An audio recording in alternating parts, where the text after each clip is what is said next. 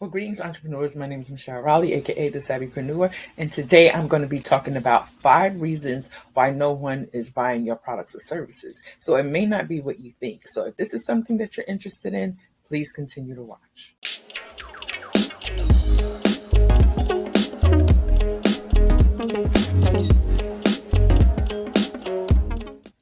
Okay, entrepreneurs. So today we're going to get into why no one is buying your products and services. So you will think that it's not personal, but it is basically how you go about putting out that information. So let's step into step one, right? So let's go into step one. So the first reason why is because your potential customer doesn't understand how your product or service will benefit them.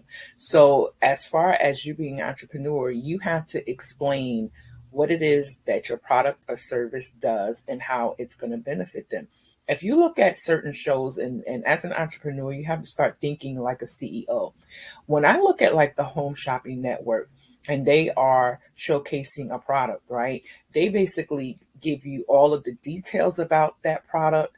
They let you know the benefits of that product. They let you know even how to pay. Like they may have one price point, but they're showing you that you can have easy pay. You don't have to pay it all at one time. So they make it so convenient for that customer to purchase because they have all of the details surrounding that said product. So as an entrepreneur, you have to understand that it's not personal why maybe somebody is not buying from you. Is maybe because you don't have all of the information out there for them. So let's go to step two. So step number two is simple. They're just not ready to buy. As entrepreneurs, you have to understand that just because someone sees you or follows you doesn't mean that at that specific time they're ready to purchase from you, because maybe they're learning more about your business. Maybe they're seeing more of what you put out. I know from my experience as a consumer of looking at other businesses, maybe I didn't have the finances at the time to purchase a product or service, but I was looking at them, following them because I wanted to get more, not only just more information, but it was something that continued to stick in my mind. When I have the finances or when I save for this particular product or service, I'm going to definitely buy from them or purchase from them. So don't think because people follow you or just they don't buy from you that they are, looking at you as though what you're doing is not a great product or service. Is because it's just not the timing for them at that season in their life. You don't know what's going on within those who follow you lives. Not to say that they're just following you just to just consume information. There is a timing that each person has when they come to the realization of this is what I want, this is what I need in my life. And when I have the finances, I'm definitely going to purchase that. So continue to be consistent because consistency is going to weigh out over anything. And that's what I tell entrepreneurs. Sometimes you have people following you and you are wondering why they're not commenting or why they're not buying from you. You don't know the season, again, what people are dealing with in their lives. Not to say that what you're doing is wrong or is not going to be beneficial. It's just that the time that they're in right now is not convenient for them. So you have to continue to show up, right? So let's go to step number three. Now, step number three is simple, point blank, and period, is they are not your customer. And I think this is what a lot of entrepreneurs do when they first come out. They try to offer their product or service to everyone and they don't know who their customer is, meaning they don't know how to speak specifically to the person who they have a product or service for. If I'm a person who is into the fitness industry and I'm trying to get people to live a healthy lifestyle by exercising and eating right, then I'm not going to go and put out messaging around food that is fattening or food that is, that's going to give you more calories on your diet, right? I'm going to basically speak to those people who want to lose weight. I'm not going to go into groups where there's foodies who love to eat and put that messaging out there because it's going to go over their head because they're not interested in that at that point in their life, right? Not to say that at some point they may want to go ahead and change their lifestyle to a healthier lifestyle, but at that point they're food lovers. They love to eat, and it is what it is. So you have to understand who it is that you are speaking to. And you also have to build relationships.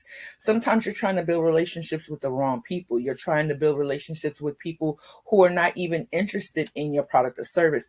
And what I tell people, entrepreneurs, is that sometimes you want family and friends to follow you and do all these things when it comes to your business or purchase from you.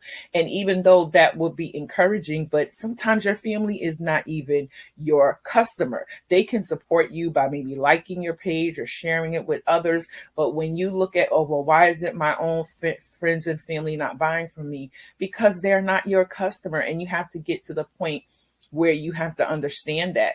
And even if, maybe they are your customer and they just don't want to purchase from you, you can't take business personally. You have to understand that there is a customer base for you, but you have to continue to be consistent in create content that speaks to that specific customer.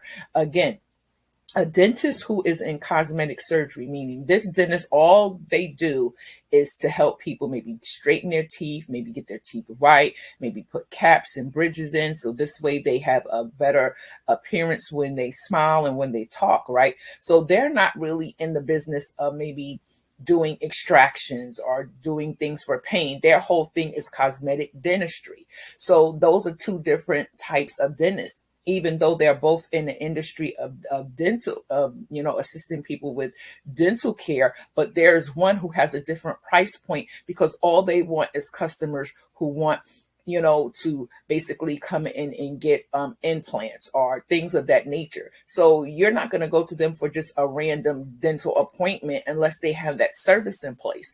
But there are certain what I would say services or dentists that only deal with a certain type of customer. And this is why, a lot of people say, to niche down, but, I believe that if you have different services, you can offer those different services, but you still have to know who your customer is in order for them to be drawn to your messaging, right?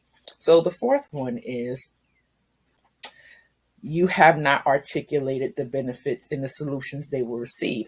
A lot of times the reason why people are not signing up for different things, you are maybe not putting it out there. Like, what is the solution that they will receive after they receive your product or the service from you? Like, how is it going to make them feel once they have done business with you? Will they feel happy? Will they feel excited? Will they feel like, oh, wow, this is what I've been looking for?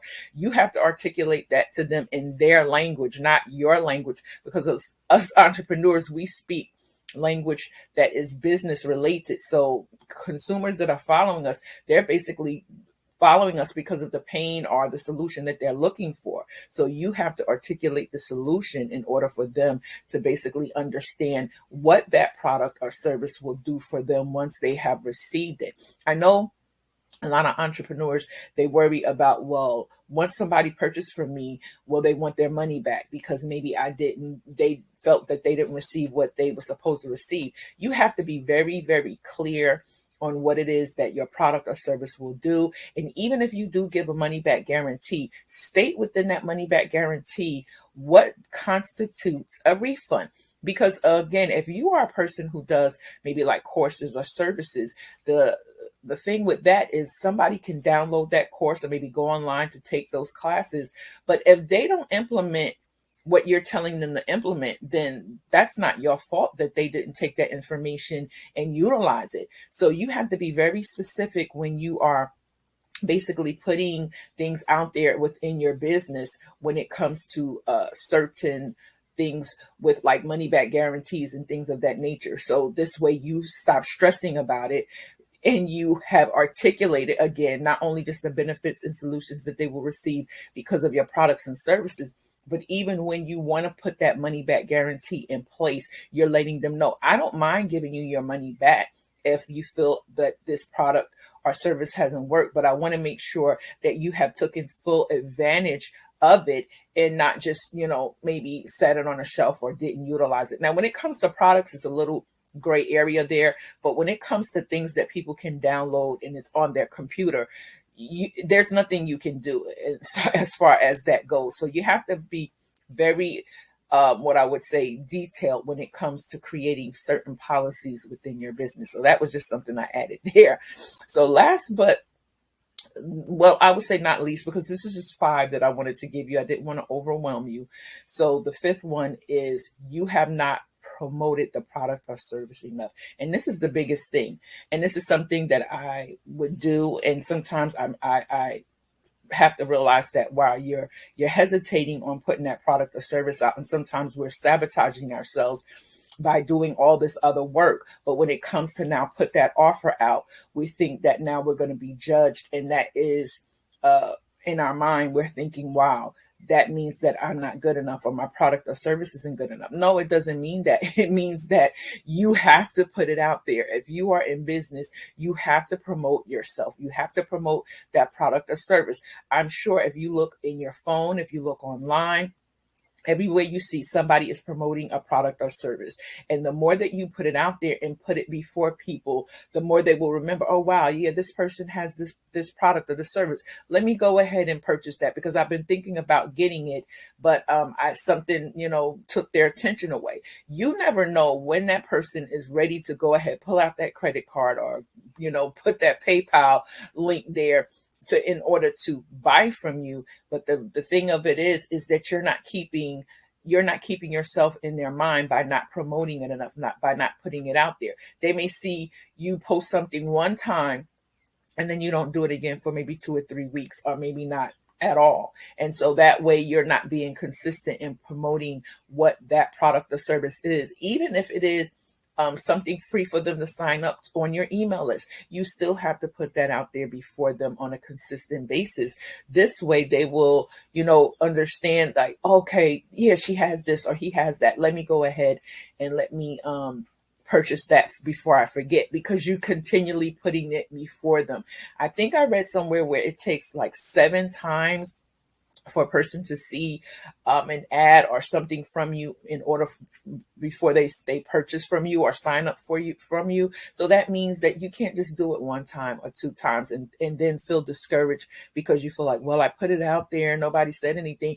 You have to continually do it until you get the response that you want to see. Now, I'm not saying that you go crazy within people's emails, because I have a video that kind of lends to how you should not bombard people in their email. There's a strategy in order to promote your products and services within your email campaigns.